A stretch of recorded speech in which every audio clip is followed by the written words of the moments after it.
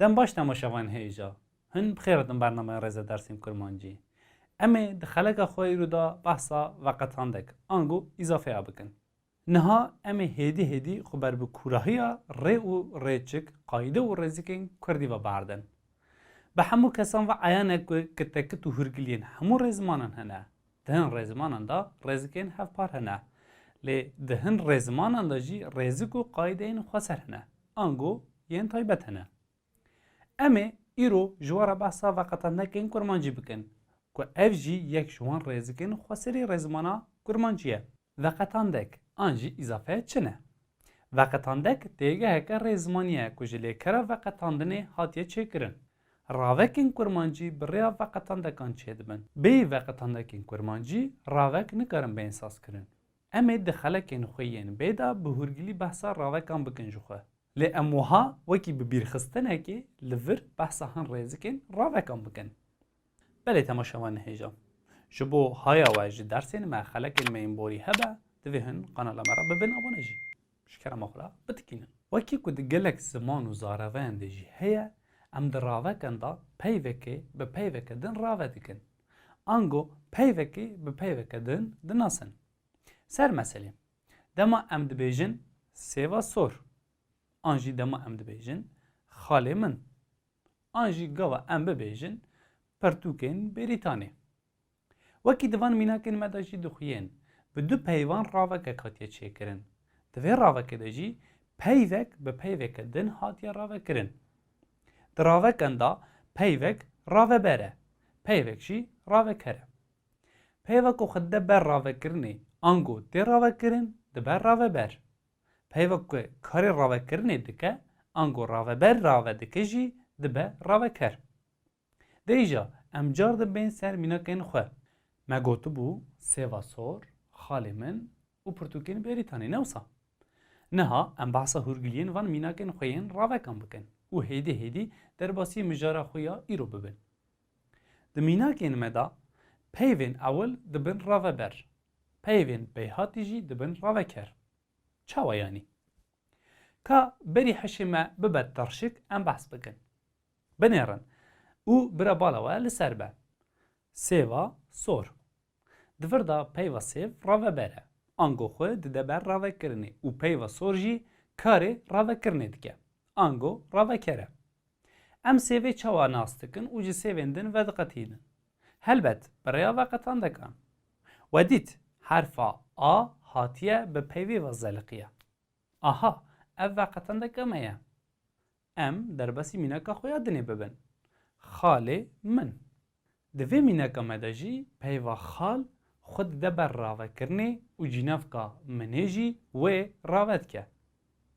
Ango xal diber raveber min jî diber raveker.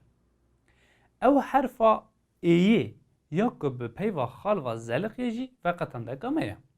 Mînaka me ya dinê pertûkên Bêrîtanê ye. Di vê mînaka me de jî peyva pertûk xwe dide ber ravekirinê û navdêra Bêrîtanê jî wê rave dike. Ango pertûk raveber e, Bêrîtan jî raveker e. Ew êna ku bi peyva pertûkê ve zeliqê jî veqetandeka me ye.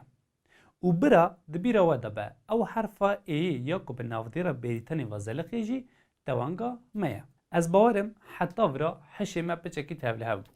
Deyîja em piçekî dinê jî tevlihev bikin da ku zelaltir bibe. Di kurmancî da du cure veqetandek hene. Veqetandekên diyariyê û veqetandekên nediyariyê. Hin kes bi termînolojiyên cuda van her du pişkan bi nav dikin. Ser meselê hin kes ji veqetandekên diyariyê re dibêjin veqetandekên binavkirî an jî veqetandekên nasyar. û ji veqetandekên nediyariyê re jî dibêjin veqetandekên nebinavkirî an jî veqetandekên nenasyar. Binavkirin ango tunebûna termînolojiyeke hevpar a kurmancî kêşeyeke rêzimana Kurdî ye. Lê di vir da mebesta me ew e ku mijar bêfehm kirin. Nexwe bi kîjan navî binav dikin dikarin binav bikin.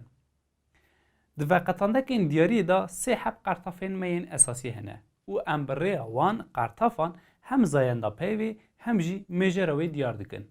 Ango veqetandek cinsiyet û mîqdara peyvên me yên di ravekên me da destnîşan dikin. Qertafên veqetandekên diyariyê jî ev in. a, ê û ên. Qertefa ayê ji bo veqetandekên mê û yek jimar tê bikaranîn. Ango ev qertefa ayê dema di ravekê da bi raveber re hatibe bikaranîn, em yekser dizanin û pê derdixin ku ravebera me mê ye û yek jimar e, yanî hebek tenê ye. Qertefa êyê jî ji bo veqetandekên nêr û yek jimar tê bikaranîn. Ev qertefa êyê dema di ravekê da bi raveber re hatibe bikaranîn, em ê tê derxin ku ravebera me ji aliyê zayendî va nêr û yek jimar e. Herçî qertefa ênê ye, ew jî ji bo veqetandekên perjimar tê bikaranîn. Nizanim tê bîra we an na, lê divê me gotibe di kurmancî da dema peyv dibin perjimar êdî zayend ji holê radibe. Yanî di peyvên perjimar da zayend nediyar e, ka nêr e yan mê ye. Lewra dibe ku her du bin jî. Erê, heşê me bêhtir tevlihev bûbe, êdî temam e. De were nîja em zelal bikin. Mînekên me çi bûn? Sêva sor, xalê min û pirtûkên Brîtanê. Ji ber ku zayenda sêvê ya rêzimanî mê ye, em qertefa veqetandekên diyariyê yên mê û yek jimar ayê pêva dizeliqînin. û em raveka xwe bi rêya wê çê dikin. Binêrin, di îngilîzî da ev ravek wiha çêdibe. Red apple. û di tirkî de jî dibêjin kırmızı elma. Di van her du zimanan da veqetandek nayên bikaranîn. Her du peyv jî yanî raveber û raveker jî xwe dimînin û tu qertaf û herfan nagirin ser xwe. Lê di kurmancî da ji bo ev her du peyv bi awayekî watidar bên bahev pêwîstî bi veqetandekan heye. Di mîneka meyerdin da me gotibû xalê min newsa. Di vir da ji ber ku zayenda xal nêr e, em qertefa veqetandekên diyariyê yên nêr û yek jimar êyê bi peyvê va dizeliqînin. Di vir da xalek tenê heye û diyare ka kîjan xal e. Ango yek ku diaxive dizane behsa kîjan xalê xwe dike. Di mîneka meyerdin de jî me gotibû pirtûkên Brîtanê. Di vir de jî ji ber ku behsa pirtûkekê tenê nakin û em behsa du an jî gelek pirtûkan dikin, em qertefa veqetandekên diyar ên pirjimariyê bikartînin. Ji xwe me gotibû ku di pirjimariyê da zayend tune ye newsa. Ji ber ku em behsa gelek pirtûkan dikin, em qertefa ênê bi peyva raveber va dizeliqînin. Di vir de jî em dizanin du an jî gelek pirtûkên Brîtanê hene. Lê yek ku diaxive dizane ka behsa kîjan pirtûkan dike. Pirtûk diyarin yanî. Me di nav van agahiyan da bi kurtasî wisa behsa sazkirina veqetandekên kurmancî kir. û tenê ji veqetandekên diyariyê mînak dan. Niha jî dora veqetandekên diyariyê ye. Ji xwe me qasek berê gotibû.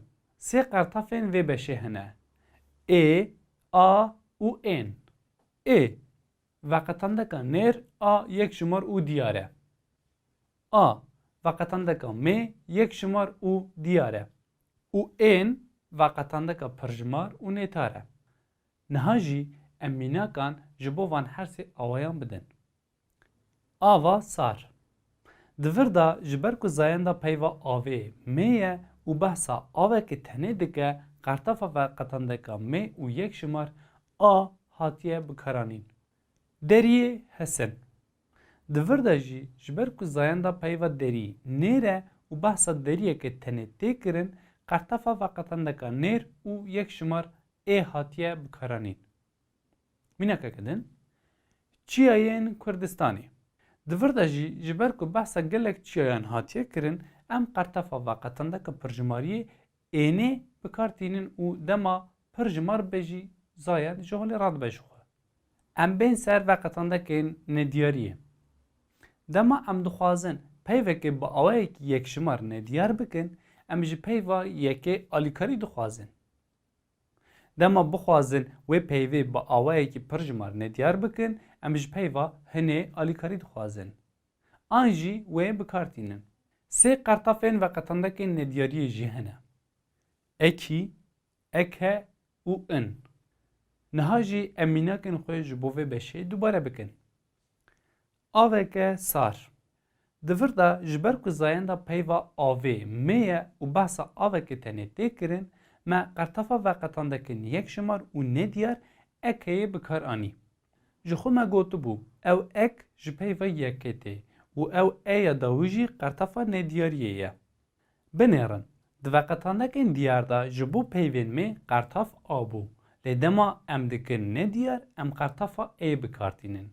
Ya rastî, Wexfa Mezopotamyayê di xebata xwe ya bi navê rêbera rastnivîsê da ji bo tevlihevî dernekeve, ji bo veqetandekên me û nêdiyar jî qertefa ayê bikartîne. Wisa be jî dê bibe awayeka sar. Lê belê li ser vê lihevkirineke giştî tune ye. Mîneka me ya dinê, deriyekî hesin. Di vir de jî ji ber ku zayenda peyva derî nêre, qertefa veqetandekan nêdiyar û yek şimar î tê û bi peyvê ve dizeliqe. Mîneka me ya dinê, çiyayên Kurdistanê. Di vir de jî ji ber ku behsa gelek çiyayan dike û em nizanin ka kîjan çiyan e, qertefa veqetandekên pir jimar û nêdiyar in hatiye bikaranîn. Hin kes vê wekî inê jî digirin dest. Binêrin, qertefên veqetandekan çawa diguherin? Dema diyar û yek jimar be ya nêr ê ye û dema nediyar be ev ê vediguhere î ye. Dema diyar û yek jimar be ya mê a ye û dema nediyar be ev a vediguhere ê ye. Dema pir jimar be qertef ên e û dema nediyar be jî ev ên vediguhere inê. Di mêjera veqetandekan da xaleke girîng jî ev e. Dema veqetandek diyar be em dizanin em behsa kîjan tiştan dikin. Lê dema nediyar be em nizanin em behsa kîjanan dikin. Yani dema em bibêjin pirtûka min em dizanin em behsa kîjan pirtûka xwe dikin. Lê dema em bibêjin pirtûkeke min ew çax gelek pirtûkên min hene û ez behsa yekî dikim û nizanim ka kîjan pirtûk e. Belê temaşevan hêja. Li vê derê em gîştin dewiya xeleka xwe. Heta derseke din û xelekeke din bimînin di nav xêr û xweşiyê da. û ji bîr nekin, bibin aboneyê kanala me ya YouTube'ê. Da ku em bêhtir dersên xwe bi we re parve bikin.